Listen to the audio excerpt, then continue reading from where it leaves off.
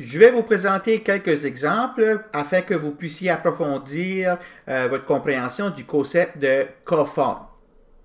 Alors, on va commencer avec l'exemple suivant. Alors, j'ai deux formes ici sur R3. Comment est-ce que je sais que c'est une deux formes? Parce que j'ai des coefficients ici qui multiplient dy dz, dz dx et dx dy. Alors, ça, c'est une deux formes.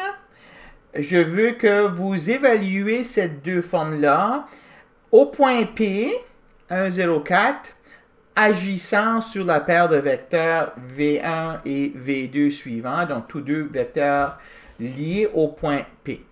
OK, alors, une fois qu'on sait c'est quoi les calculs qu'on a à faire, c'est très facile. Alors, la première chose qu'on va faire, on va regarder oméga au point 1, 0, 4. C'est-à-dire qu'on va prendre chacun des coefficients, les trois coefficients, donc 2xz, x carré plus 2y, e à la xy, et puis je vais remplacer x par 1, y par 0, et puis z par 4. Alors, quand je fais ça, j'obtiens 2 fois 1 fois 4, qui fait donc 8, dy produit dz. X carré plus 2y, ça me donne 1, donc plus 1 fois dz produit dx, plus e à la, donc e à la xy, ça veut dire e à la 1 fois 0, donc e à la 0, qui est 1. Donc plus 1 fois dx produit dy. OK? Et maintenant, je dois faire agir ça sur la paire de vecteurs V1, V2. Alors, oméga 1, 0, 4, appliqué à V1, V2, c'est donc la chose suivante.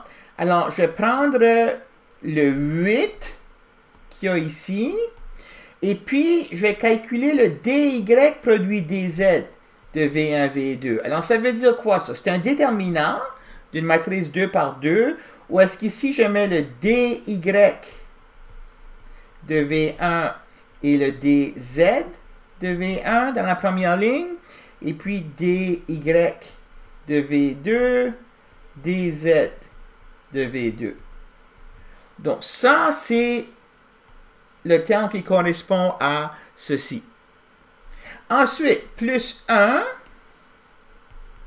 fois, et puis maintenant, je vais calculer le dz et le dx. dz produit dx de V1, V2. Alors ça, c'est dz V1 dx, V1 dz V2, dx V2. Très important dans cet ordre-là. OK, dans cet ordre-là, parce qu'ici, dz vient en premier et dx vient en second. dz, c'est la première colonne, dx, c'est la deuxième colonne. Et enfin, plus 1 fois dx produit dy de V1, V2. Alors ça aussi, c'est une matrice 2 par 2, un déterminant dx V1 dy, V1 dx V2 dy V2. Alors ça, c'est la formule qu'on lit à partir de ceci. Et maintenant, ce qu'il me reste à faire, c'est calculer ces nombres-là en regardant les composants de V1 et V2 tels qu'ils sont donnés ici. OK? Alors, je mets égal ici. Alors, je vais écrire ça ici, 8. Et puis, dans la première ligne ici, je mets la composante de V1 sur E2, moins 2, et la composante de V1 sur E3, 1.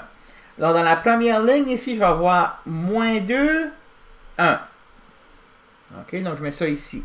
Moins 2, 1. Et dans la deuxième ligne, je fais la même chose, mais avec V2. Alors, je prends la composante sur E2, mais la composante sur E2 est 0. OK, donc je vais avoir un 0 ici. Et puis, là, je regarde la composante sur E3 de V2 qui est moins 1. Donc, la deuxième ligne, c'est 0, moins 1. Ensuite, plus. Là, maintenant, je vais regarder ce terme ici. Donc, plus 1. Le 1, je peux le sauter, là. Alors, là, je regarde la composante. Donc, pour le vecteur V1, je regarde la composante selon E3 et la composante selon E1. Donc selon E3, j'ai 1. Puis, selon E1, j'ai 4. Alors, je vais avoir ici 1 et 4. Je mets ça ici, 1 et 4. Et je fais la même chose ici pour V2. La composante sur E3, c'est moins 1. La composante sur E1, c'est 2. Alors, j'ai moins 1 et 2. Moins 1, 2. Plus, et finalement, je regarde ce terme ici. Donc, ce terme-là, je vais en voir plus 1 fois. Je fais donc les composants E1, E2 de V1 et V2. Donc, E1, E2 pour V1, c'est 4 moins 2. Et puis, E1, E2 pour V2, c'est 2, 0, parce qu'il y a 0 qui multiplie E2 ici. Donc, 2, 0. Donc, j'ai 8 fois ce déterminant ici, c'est moins 2 fois moins 1 qui fait 2, moins 0. Donc, 8 fois 2, plus, ici, je vais avoir 2 moins 4, ça fait donc 6. Pardon, 6, plus, et puis ici, j'ai 0 moins 4, donc plus 4. Donc, j'ai 16 plus 6 plus 4 égale à 26. Donc, ça, c'est la réponse de cette question ici. Okay? On va l'évaluer oméga de P agissant sur V1 et V2. Ça va être un nombre. Et puis, ceci, c'est comment on calcule ce nombre-là. Okay? On fera un sens de qu'est-ce que ce nombre-là veut dire géométriquement un peu plus tard. Mais pour l'instant, c'est juste une recette, un algorithme de calcul. Donc, ça, c'est la manière qu'on calcule. Deuxième exemple, on va prendre maintenant trois formes sur R3. Donc, oméga de x, y et z égale à, alors je vais avoir 2x, y, z carré fois dx produit dy produit dz. On veut évaluer oméga P agissant sur le triplet V1, V2, V3 ou P égale, je vais prendre 1, 1, moins 1 et puis V1, V2, V3. Je vais tout simplement les écrire ici en coordonnées, là. 1, 2, moins 1. Ici, 0, 1, 4. Et puis ici, 0, 0, 2. Alors, quand j'écris ça, là, je vais dire par rapport à la base E1 de P, E2 de P, E3 de P. C'est-à-dire que ça, c'est 1 fois E1 de P plus 2 fois E2 de P moins E3 de P. Ça, c'est E2 de P plus 4 E3 de P. Et puis ceci, c'est 2 E3 de P. OK. Donc, on veut calculer cette expression ici. Alors, d'abord, on va évaluer la forme au point P. Donc, oméga de P, c'est-à-dire oméga, pardon, de 1, 1, moins 1. Donc, je prends le coefficient. Il y a juste une fonction scalaire ici. Donc, je prends ce coefficient-là. Et puis, je remplace x par 1, y par 1 et z par moins 1. Alors, quand je fais ça, j'obtiens 2. Donc, ça, c'est égal à 2 dx, dy, dz. Et puis, maintenant, je vais faire agir ça sur V1, V2, V3. Alors, ce que j'obtiens, donc, c'est 2.